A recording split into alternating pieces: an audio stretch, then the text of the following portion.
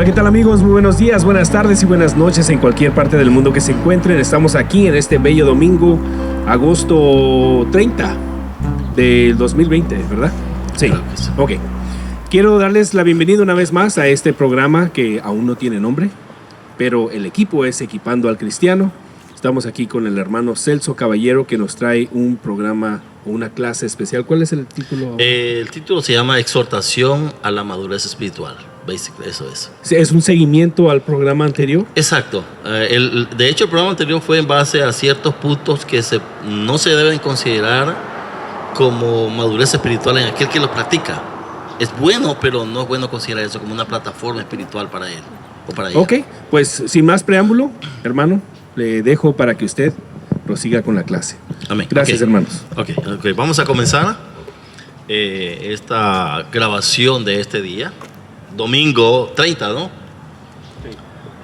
Vamos a tocar algunos puntos. Como estaba hablando con Enrique, el hermano Enrique,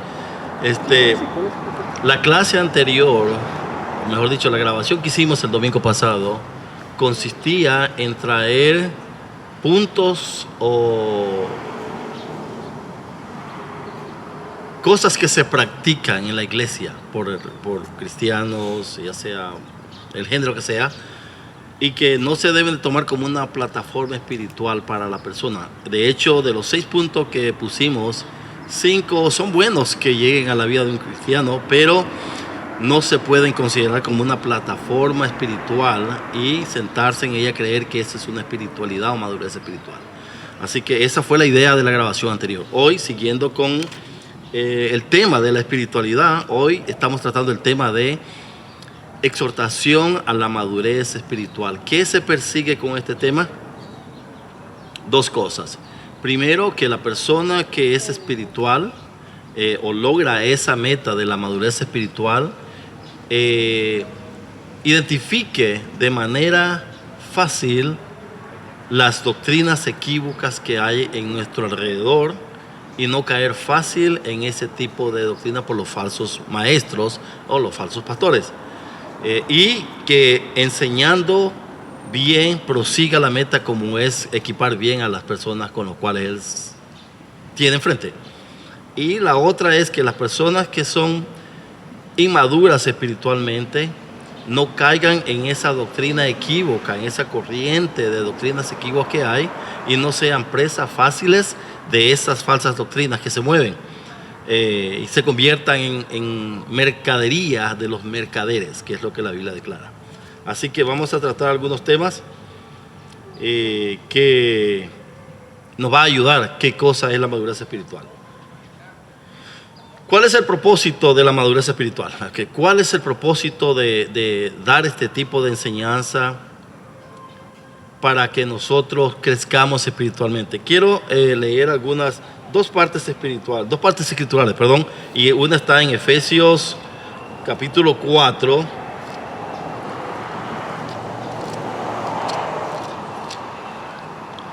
Efesios capítulo 4. El propósito de enseñar estas clases de doctrina es porque hay una meta que Dios tiene para cada creyente. Efesios 4, 11 dice lo siguiente: y él mismo constituyó a unos apóstoles, a otros profetas, a otros evangelistas, a otros pastores y maestros. ¿Cuál es el propósito de estas personas, los cuales Dios ha llamado a tomar una posición para que enseñen su palabra? Hay una idea, hay un propósito, y es perfeccionar a los santos, o sea, las personas que vienen a Cristo. Perfeccionar a los santos para la obra del ministerio, o sea, para que pasen la palabra, para la edificación del cuerpo de Cristo, para que todos lleguemos a la unidad de fe y el conocimiento del Hijo de Dios, a un varón perfecto a la medida de la estatura de la plenitud de Cristo. Ese es uno de los propósitos que Dios tiene con respecto a nosotros, a todos los creyentes que estamos en Cristo Jesús. Y vale la redundancia mencionar de que tanto los evangelistas, pastores y maestros tienen una responsabilidad bastante seria para edificar al cuerpo de Cristo. Lógicamente que estas personas tienen que edificarse bien. para pasar bien la enseñanza. La otra es Filipenses 3, 12, 14. Dice lo siguiente. Pablo dice lo siguiente: no que yo haya alcanzado ya, ni que ya sea perfecto. La palabra perfecto viene de una palabra griega que se traduce madurez espiritual o perfecto, no de perfección impecable, de no pecado. No, perfección significa madurez aquí. Sino que prosigo por ver si logro asir. La palabra asir significa tomar, aquello por lo cual fui también llamado por Cristo Jesús, a tomar. Hermano, yo mismo no pretendo haber alcanzado, pero una cosa hago, olvidándome ciertamente lo que queda atrás y extendiéndome a lo que está adelante. Prosigo a la meta, al premio del supremo llamamiento de Dios en Cristo Jesús. ¿Cuál es la idea? De que el crecimiento espiritual es un proceso continuo que nunca se termina. La idea de Pablo es decir, yo prosigo a la meta, o sea, no es que lo haya alcanzado la perfección absoluta, porque en realidad la perfección absoluta no se logra hasta que logremos recibir del Señor el cuerpo espiritual y seamos llevados. Esa es la perfección absoluta del hombre. Pero mientras tanto está aquí, Él va en una lucha continua. Así que vamos a entrar ahora a los puntos que vamos a tratar para que podamos entrar en detalle. Primera de Corintios 2.6 es uno de los primeros puntos que vamos a tratar. Primera de Corintios 2.6 y dice lo siguiente. Cada uno le vamos a dar una explicación bastante sencilla para que podamos nosotros entender por qué Pablo es que habla de estas cosas. 2.6 dice lo siguiente. Sin embargo, dice, hablamos sabiduría entre los que han alcanzado madurez. Y sabiduría no de este siglo, ni de los príncipes de este siglo que perecen. Mas hablamos sabiduría de Dios en misterio, la sabiduría oculta, la cual Dios predestinó antes de los siglos para nuestra gloria, la que ninguno de los príncipes de este siglo reconoció, porque si la sabiduría si la hubieran conocido, nunca habrían crucificado al Señor Jesucristo. En síntesis, viendo el contexto, lógicamente que Pablo le está escribiendo a hermanos de acuerdo al capítulo 2, verso 1. Eso quiere decir que Pablo está haciendo un contraste entre los que son maduros y los que son débiles. El propósito aquí dice que él no viene con palabra elocuente. La idea es que toda persona que está en Cristo Jesús tiene que proseguir adelante en el crecimiento espiritual. No puede quedarse estancado. Él hace un contraste entre el que es débil espiritual, o sea, inmaduro, y el que cree, el que ha madurado principalmente en el crecimiento. Él dice, sin embargo, hablamos sabiduría entre los que alcanzamos maduría. La persona cuando viene a Cristo tiene un nacimiento, lo que se le conoce nacer de nuevo. Una persona que se estanca en la plataforma del nacimiento y se queda allí, no puede recibir una doctrina un poquito más específica, porque Pablo dice en 2.2, pues me propuse no saber entre vosotros cosa alguna sino a Jesucristo y a este crucificado. O sea, tomando eso como contexto, lo que quiere decir Pablo es que él va a adentrar un poquito más ya a explicar lo que significa, lo que es el sacrificio de Cristo y todo los beneficios que se obtienen. Esa es la idea de él. Pero para eso él tiene que introducirse más detalladamente. Entonces, él dice que eso se implica hablar más sabiduría, madurez espiritual. Las personas que solo se quedan con el evangelio de la salvación y reciben a Cristo, eso lo trae a la persona a ser parte de la familia de Dios. Pero la persona necesita introducirse más, aprender detalladamente lo que implica, lo que es el sacrificio de Cristo y todos los beneficios que se obtienen. Entonces eso le llama a él a hablar con sabiduría de Dios. Esto prácticamente es el contraste entre una persona que se queda estancada y la persona que crece espiritualmente. Esta persona se introduce, estudia con detalle todos los pormenores que conciernen al sacrificio de Cristo y todo lo que se desarrolla alrededor de este tema. Esa es la idea de él. La otra, Primera de Corintios 13:11. Vamos a ver Primera de Corintios 13:11. Aquí hay un contraste bastante fuerte. 13:11. Dice lo siguiente. Cuando yo era niño, hablaba como niño, pensaba como niño, juzgaba como niño. Mas cuando yo ya fui hombre, dejé todo lo que era de niño. La analogía de Pablo es que cuando una persona es niña, nace en lo natural, es un niño, actúa, piensa y puede, cuando crece un poquito, ver ciertas cosas y dar un dictamen acerca de probablemente esté equivocado. Esa es la analogía que él hace. Entonces, la trae a la cuestión espiritual y dice, cuando una persona es niña y recién nace en el Evangelio de Cristo, ella habla como niño, porque habla a veces cosas que no sabe, piensa como niño, o sea, piensa de la Biblia algunas cosas que no son correctas, y juzga como niño, o sea, trae un dictamen que no es bíblico. Pero cuando dice él, mas cuando yo ya fui hombre, implica cuando yo ya tuve un crecimiento espiritual maduro, dejé todo lo que era de niño. O sea, la exhortación aquí es, de acuerdo al contexto, que se lo voy a leer, y es este. Mire, si yo hablase lenguas humanas y angelicales y no tengo amor, mire cuál es el enfoque principal. Vengo a ser como metal que resuena o címbalo que retilla. Y si yo tuviese profecía y entendiese todos los misterios y toda la ciencia, y si tuviese toda la fe de tal manera que trasladase los montes y no tengo amor, nada soy. Si repartiese todos mis bienes para dar de comer a los pobres, y si entregase mi cuerpo para ser quemado y no tengo amor, de nada me sirve. El amor es sufrido, benigno, el amor no tiene envidia, el amor no es jactancioso, no se envanece, no hace nada indebido, no busca lo suyo, no se irrita, no guarda rencor, no se goza de la injusticia, mas se goza de la verdad. Todo lo sufre, todo lo cree, todo lo espera, todo lo soporta. El amor nunca deja de ser, pero las profecías se acabarán, cesarán las lenguas y la ciencia acabará. Contraste. El niño se enfoca en las lenguas, las profecías, en dar, en todas esas cosas que uno participa. Ese es el niño. Pero el niño tiene que entender que esas son cuestiones no perecederas. Esas cosas van a terminar. El enfoque principal del maduro es el amor de Dios y la práctica de Él. Ese es el contraste aquí.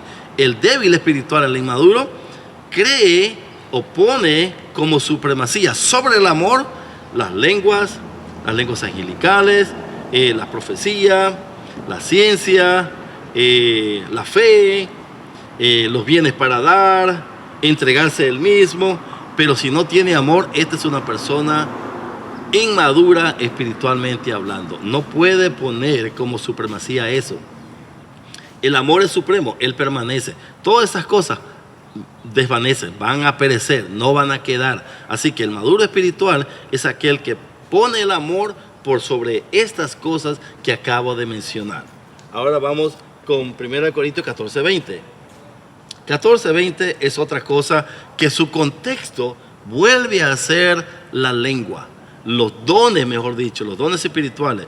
De hecho, quiero enfatizar algo. Hay personas que creen, porque Dios los usa en dones espirituales, implica madurez espiritual. Eso es lo que ellos creen. Pero esa es una equivocación completamente equivocada.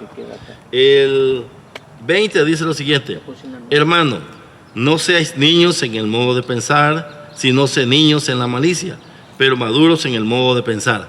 Ahora, viendo el contexto, vuelve otra vez a indicar que las personas creen que cuando Dios los usa en los dones espirituales, que es principalmente el contexto que tenemos aquí, ellos ponen como supremacía o como primer punto el que Dios los usa en las lenguas y los dones, y se olvidan de todo lo demás. Creen que eso es la madurez espiritual, y esa es una inmadurez espiritual. Esa es equivocación. Dice aquí, el propósito es hacer saber que los dones y actividades sobre el amor es inmadurez espiritual. Hacer saber que asociar el don de lengua o asociar los dones con el progreso espiritual es sinónimo de inmadurez espiritual. Así que esa es la idea que Pablo tiene aquí en ese asunto. Vamos a seguir con el próximo punto. Santiago 1, 22, 25.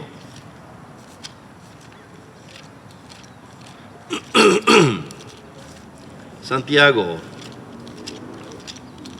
1, 22, 25. Diga lo siguiente: pero sed hacedores de la palabra y no tan solo oidores, engañándoos a vosotros mismos. ¿Cuál es la idea aquí? Recuerden que el título es exhortación a la madurez. Toda persona que escucha la palabra pero que no la pone por práctica se queda estancada. El propósito de esto es poner en práctica lo que se sabe, llevarlo a la práctica. Esa es la exhortación de Dios para las personas que están en Cristo Jesús. Proseguir. Si sabe algo, tiene que ponerlo en práctica. No solamente ser un oidor, sino un hacedor de la palabra. Eso conlleva a la persona a la práctica, a la madurez espiritual. Pero una persona que solo oye, más no pone en práctica lo que sabe, de hecho es una persona inmadura y queda estancada. Hay una parte donde dice, Mateo 26, 41, que lo apunté aquí, dice lo siguiente: a la verdad el espíritu está dispuesto, pero la carne es débil. Cuando Jesús habló de esto, estaba en el Getsemaní, hablando de eso, exhortando a la oración. Y Jesús le dijo: a la verdad el espíritu de él, el espíritu del ser humano está dispuesto, mas la carne, o sea, la naturaleza humana pervertida y mala es débil. Hay un contraste allí. Entonces creo yo que la exhortación no solamente fue para ese momento, sino la exhortación es para todo. A la verdad el espíritu está dispuesto, pero nosotros somos débiles, negligentes en todo ese asunto. Gálatas 5. Vamos con Gálatas 5.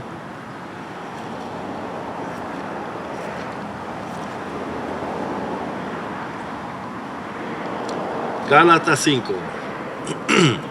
Del 16 al 26. Vamos a leer algo. Las obras de la carne y el fruto del espíritu. Digo pues, andad en el espíritu y no satisfagáis los deseos de la carne. Esto quiere decir, hermano, que el crecimiento espiritual consiste en caminar de la mano con el Espíritu Santo. Andad en el espíritu y no satisfagáis los deseos de la carne. Porque el deseo de la carne es contra el espíritu y del espíritu es contra la carne, y estos se oponen entre sí para que no hagáis lo que quiereis. Pero si sois guiados por el espíritu, no estáis bajo la ley del pecado. Es la ley, dice aquí, pero lógicamente la ley del pecado. ¿A qué está refiriendo? Y manifiestas son las obras de la carne: adulterio, fornicación, inmundicia, lascivia, idolatría, hechicería, enemistades, pleitos, celos, iras, contiendas, disensiones, herejías, envidias, homicidios, borracheras, orgías y cosas semejantes a estas, acerca de las cuales os amonesto, como ya os he dicho antes, que los que practican tales cosas no heredarán el reino de Dios. Mas el fruto del Espíritu es amor, gozo, paz, paciencia, benignidad, bondad, fe, mansedumbre, templanza. Contra tales cosas no hay ley. Pero los que son de Cristo, aquellos que han nacido de nuevo, han crucificado la carne con sus pasiones y deseos. Si vivimos por el Espíritu, andemos también por el Espíritu. No nos hagamos vanagloriosos, irritándonos unos a otros, envidiándonos unos a otros.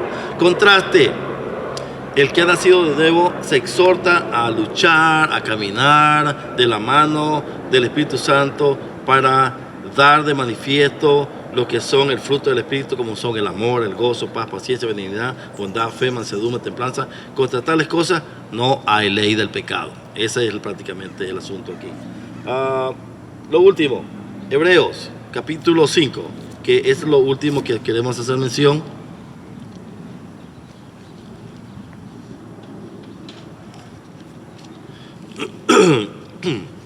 Hebreos capítulo 5, lo último. Y después daremos una conclusión bastante ligerita. 5. Hebreos capítulo 5 dice lo siguiente, que lo leímos en la clase, en la grabación anterior. Acerca de esto tenemos mucho que decir, difícil de explicar, por cuanto os habéis hecho tardos para oír.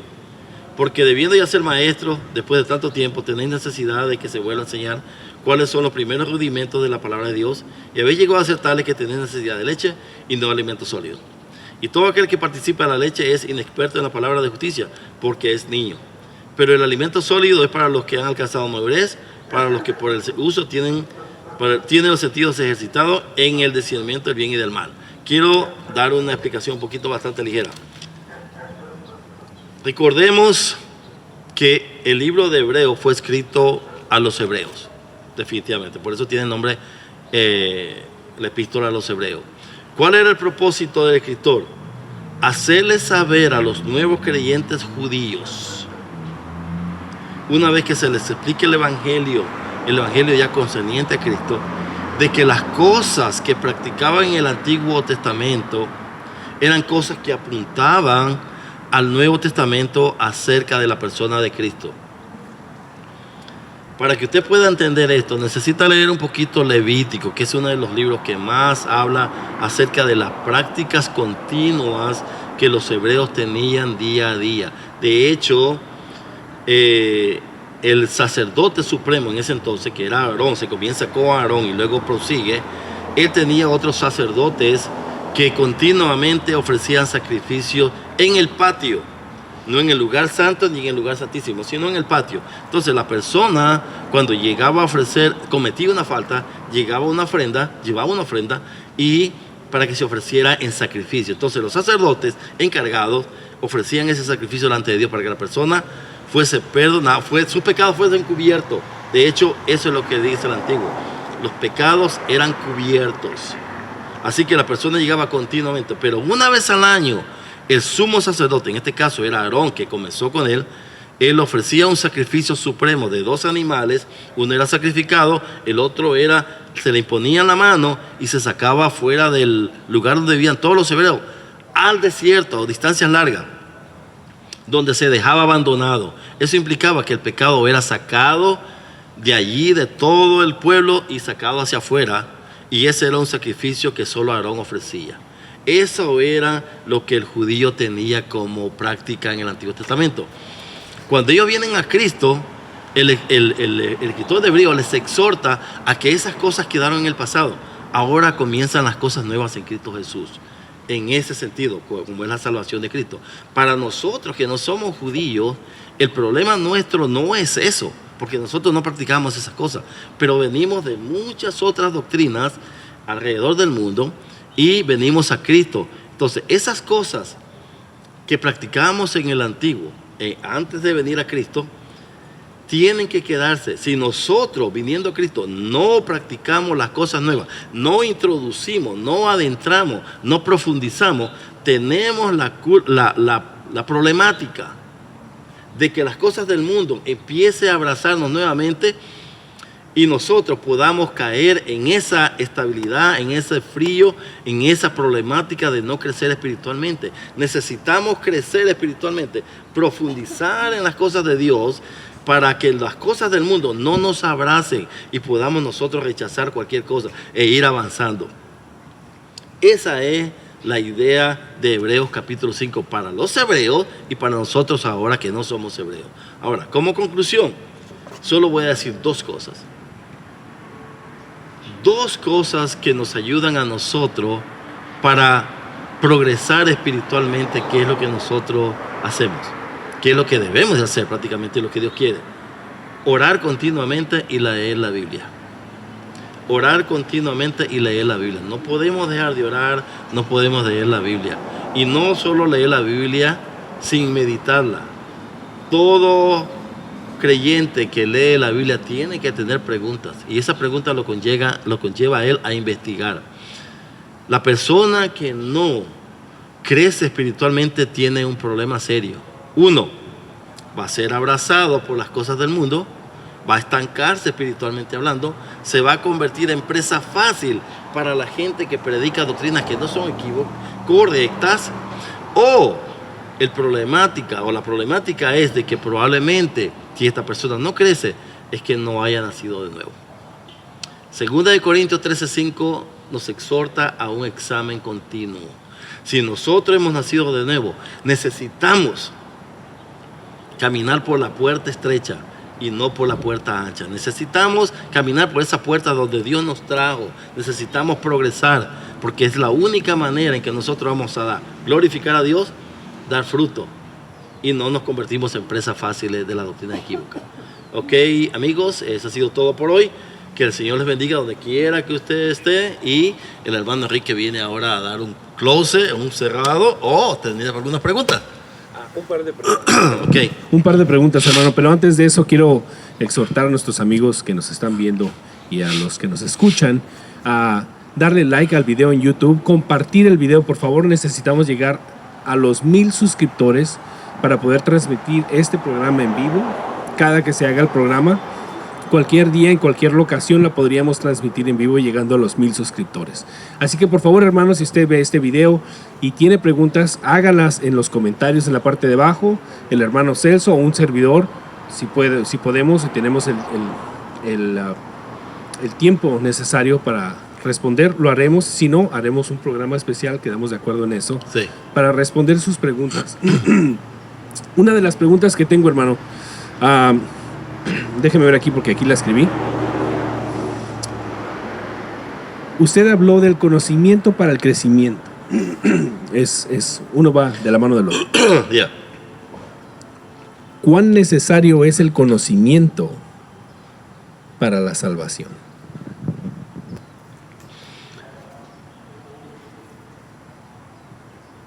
Lo único que una persona necesita, claro, hay una pequeña variante y necesito aclarar eso ahí.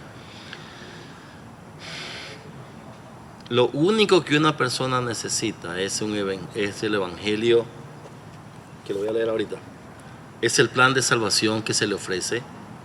Y quiero leer, y para eso quiero leer la partecita escritural, que lo declara muy bien, lo especifica muy bien. Efesios 1:13 dice: en él también vosotros, habiendo oído la palabra de verdad, el evangelio de vuestra salvación, y habiendo creído en él, fuiste sellados con el Espíritu Santo de la promesa, que es la arra de nuestra herencia, hasta la herencia de la posesión adquirida para la alabanza de su gloria. ¿Qué necesita un evangelio de salvación? Lo básico que el evangelio de salvación presenta, y es: el mundo está perdido, alejado de Dios, va directamente a lo que a la gente no le guste, pero va directamente al lago de fuego, en un juicio final que Dios va a tener. Eso nadie lo dictamos más que la Biblia dice. Eso es lo que sucede, eso es lo que va a suceder al final del término del tiempo que Dios ha establecido. Pero la gente que oye el evangelio y acepta el evangelio es todo lo que necesita, de que es un pecador alejado de Dios.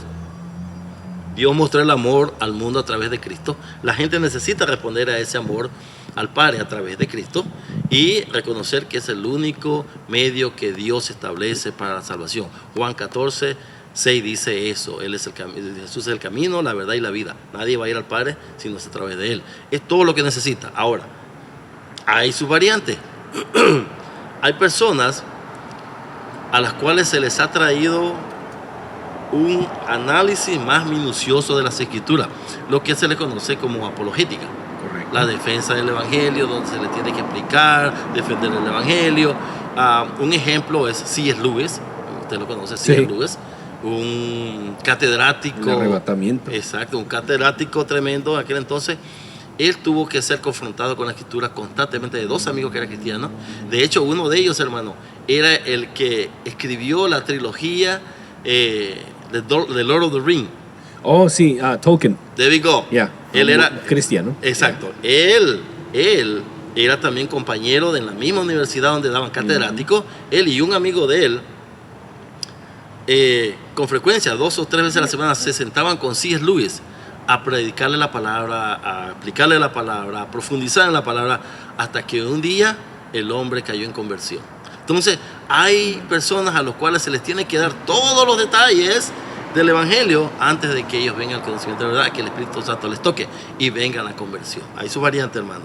Pero básicamente, en términos general, usted necesita solo saber lo que Dios tiene para usted, el plan de salvación. El Espíritu Santo le convence de pecado, Juan 16:8, y viene el nuevo nacimiento. Ok, la pregunta fue, para aquellos que están viendo y escuchando, ¿cuán necesario es el conocimiento para la salvación? La razón por la que hice la pregunta es porque hay la creencia allá afuera de que para ser salvo hay que aceptar a Cristo, pero hay que mantener la salvación a través del conocimiento y el efecto de las obras. Sí, sí. cómo se manifiesta el Espíritu Santo a través de las lenguas. Hay personas que creen que una persona es salva única y específicamente si manifiesta las lenguas o cualquier otro don del Espíritu Santo. Hice esa pregunta por esa razón. Otra es porque creo que el hermano dejó claro que una vez aceptado a Cristo y el verdadero y genuino arrepentimiento es lo que nos lleva a la salvación.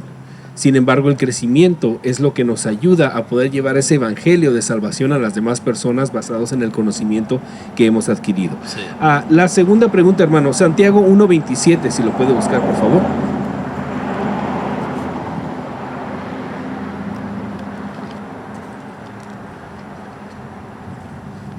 Es uno de los versículos bíblicos que usted mencionó. Sí. La religión pura y sin mácula delante de Dios el Padre es visitar a los huérfanos, la viuda en sus tribulaciones y guardarse sin mancha del mundo. Permítame. Esa es. Déjeme ver. No leí esa, pero... No, es que, ¿sabe qué? Esa yo la escribí, perdón. Es Gálatas 5:16 al 26. Ok. No, pégese un poquito más. Pégase más. Otra, mientras el hermano busca, una mención que queremos hacer es no vamos a utilizar la palabra hermano. Sí, por favor. Más adelante, ya no me voy a referir al hermano como pastor. También, gracias. Porque creo que eso está transversando el mensaje que llevamos allá afuera. No es el hermano pastor.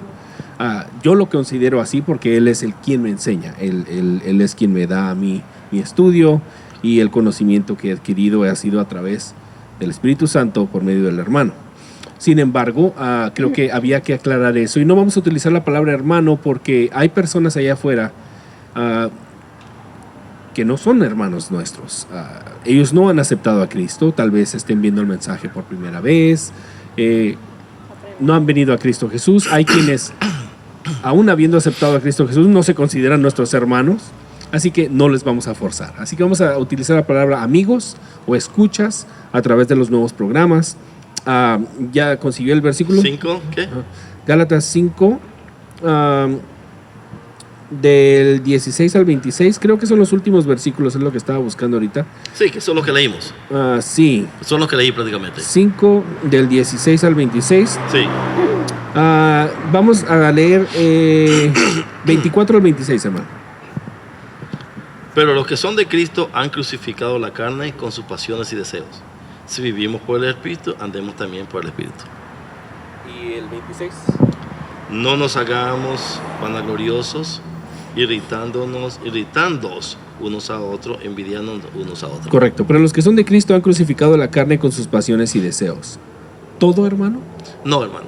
Lo que pasa es que el énfasis... Antes de que prosiga, es que se da a mala interpretación cuando tomamos algunos versículos o algunas de las palabras dentro de los versículos literalmente. Sí. Fuera de contexto. Yeah. Una es el fuera del contexto y otra es el entendimiento básico.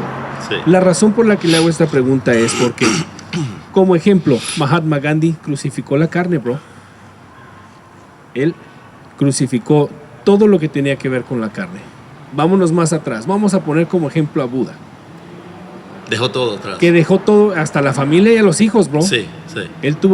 Él decidió hacer el máximo sacrificio para purificar el espíritu. Sí. Hay ejemplos allá afuera de personas que jamás han conocido a Cristo, que jamás aceptaron a Cristo Jesús, que ni siquiera querían tener el conocimiento de un Dios absoluto. Sin embargo, el ejemplo de ellos del sacrificio de la carne es muy alto, bro. Sí. Ponemos a Cristo y es un ejemplo ya máximo. Estamos hablando de lo máximo. ¿Puede un ser humano el día de hoy alcanzar esos niveles de espiritualidad? O si ponemos este versículo, el 24, literal, ¿lo podemos alcanzar hoy en día, bro? Esa es la pregunta. Mire, el problema, si nosotros tomamos a Mahatma Gandhi,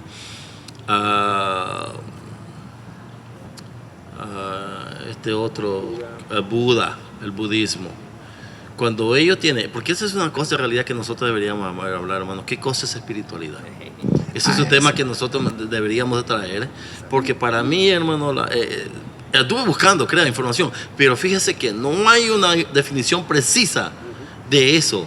Pero entonces yo llegué a la conclusión, hermano, que la espiritualidad, el punto de vista de la espiritualidad depende de la plataforma religiosa en la cual usted está sentado. El fundamento de la fe que se practica. Exacto. O la ideología. Correcto. De ahí se parte eso. Entonces vamos a tener variantes. Porque, por ejemplo, Mahatma Gandhi tiene una versión. Buda, otra versión. Similares, unas centradas un poco. Pero bueno, variante. El hinduismo, también la misma cosa. O sea, entrelazan un poquito, pero son variantes, hermano. Entonces, dependiendo de dónde ellos están sentados, religiosamente hablando, entonces ellos ven una perspectiva espiritual de una manera diferente. Entonces, a la que nosotros podemos tener. Ahora, nosotros tenemos una perspectiva como plataforma espiritual a alguien, y ese es Jesucristo. Esa es nuestra plataforma espiritual, hermano. Eso es lo que tenemos nosotros. Ellos no tenían a nadie más que ellos. Hacia el horizonte, ellos buscaban cómo ellos someterse, a lo cual ellos podían considerar, hermano, algo que ellos creían que era una plataforma espiritual, y ellos se metían. De hecho, muchos cristianos también actual, el monasterio y todas esas cosas, dejar esta cosa, no, todas esas cosas son interpretaciones espirituales que no tienen nada que ver con la Escritura. Entonces, cuando la Biblia dice, si vivimos por el Espíritu, pero los que son de Cristo han crucificado la carne con sus pasiones y deseos. La plataforma, el estándar aquí, hermano, es que nosotros estamos en Cristo. Y se supone, le voy a dar un ejemplo después.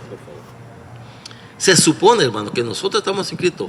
Tenemos esa meta continua de ir sacrificando continuamente las cosas que están en nuestra vida. Por ejemplo, Pedro dijo, sé santos porque yo soy santo. Esa es una plataforma que nosotros tenemos, pero nunca vamos a ser como Dios mientras estemos aquí en la tierra. Pero esa es la meta a seguir. Entonces Pedro dijo, sé santo porque yo soy santo. Eso dijo Dios. Entonces eso quiere decir, yo soy la meta. Ustedes sigan esa meta hacia donde yo estoy, porque yo soy santo. Esa es la meta a seguir. Humanamente hablando, nunca, jamás, de acuerdo al estándar de Dios, llegaremos a eso. Exacto. Pero Dios tiene una meta para nosotros, y eso Él la va a lograr. Así como nos logró nacer de nuevo, porque eso Él lo hizo, así a Él nos va a llevar al final, cuando Él haga el cambio en nosotros de cuerpo terrenal al cuerpo espiritual. Él dice que Él va a finalizar la obra. Correcto, lo que Él comenzó lo va a finalizar. Por tanto, Él comenzó algo, Él lo va a finalizar. Nosotros no pudimos comenzar nada, no podemos finalizar nada. De hecho, el proceso, vamos de la mano con el Espíritu Santo, y Él completa la cosa ya al final. Creo que el 24 y el 25, Gálatas 5, 24, 25, se presta a preguntas de este tipo. Sí. Sin embargo, el 26 nos los confirma diciéndonos, no nos hagamos vanagloriosos, irritándonos unos a otros, envidiándonos unos a otros. De manera que... Casi como esfuerzo humano. Porque si yo me considero santo, más santo que usted o que otro hermano, caigo en vanagloria. Sí, hermano. Una. Sí. Dos, si yo considerándome más santo y siendo vanaglorioso, le trato de corregir a usted en su no santidad, le irrito. Sí, sí. Unos a otros, dice, envidiándonos unos a otros. Y cuando usted cree lo que yo dije, que soy más santo que usted, cae usted en el pecado de envidia. Sí. De manera que nos podemos estar dañando los unos a los otros, hermanos, en malentender la palabra también. Mire, en la clase, en la enseñanza anterior, la grabación anterior, dijimos algo y quiero repetir algo. Nadie es más santo que nadie, que otro. Bueno, yo conozco una hermanita que sí casi le salen alas. Para mí es nadie. No, yo nadie es más santo pero que ese otro. Es el concepto. Ese es un concepto equivocado, hermano. Como nadie es más espiritual que otro, en el sentido de nacer de nuevo. Cuando una persona nace de nuevo, Enrique y yo tenemos la misma espiritualidad, porque es Dios el que hace el nacimiento en usted y yo. Tenemos una plataforma espiritual donde ni usted ni yo somos más espirituales. El crecimiento es muy aparte. Nada tiene que ver eso, hermano. Estamos hablando en el nuevo nacimiento. Ahora, la cuestión de santidad y santo, posicionalmente hablando, hermano, usted no es más santo que yo, ni yo soy más santo que usted. Porque tanto usted como yo estamos en Cristo. Él es el que nos hace santo a nosotros. Por tanto, nadie es más santo que alguien. Todos tenemos el mismo nivel de santidad porque somos santos posicionalmente hablando. A partir de allí, la cuestión de la espiritualidad ya es otra cosa, hermano, donde usted y yo tenemos que forzarnos de la mano del Espíritu Santo y entregarnos Y cabe aclarar, no para salvación, no, hermano, ni para ayudar a Cristo en finalizar la obra que Él comenzó. No, ese es otro equívoco tremendo que hay, hermano. La persona que se esfuerza por madurar espiritualmente es porque ella nació de nuevo ya. Amén. Y ella es salva. Ella no progresa para salvarse, ni para ser más espiritual y que Dios lo salve. No. Ella lo hace porque ya es salva y porque ya es espiritual. Ok, con eso, hermanos, vamos a dejar el programa. Recuerden, por favor, denle like, aplasten en la campanita de YouTube en la parte superior derecha para que sean notificados en cuanto subamos un nuevo programa. Espero que suba este domingo 30. Y vamos a mantenerlos cortos los programas. Hoy nos extendimos otra vez por las preguntas que tenía, pero creo que a veces es necesario dejar aclaradas ciertas cosas que se prestan para dudas. Pero así creo que, hermano, no pasan de media hora, ¿verdad? ¿Cuánto pasó esta? ¿Cuánto llevamos de tiempo, Frankie? 45 minutos. Un montón, hermano. Así que vamos a ver si editamos algo. Tal vez la última pregunta la editemos, bro, pero ya veremos. No, hermanos, las preguntas son buenas. Sí, son buenas. Bueno, vamos a tratar de hacerlo más cortito, hermanos. Que Dios me los bendiga a todos hoy y siempre. Hermano, otra vez. Amigos. Vamos a editar ese pedazo. Híjole. Así que, amigos, que Dios me los bendiga a todos hoy y siempre. Amén y amén. El Señor les bendiga.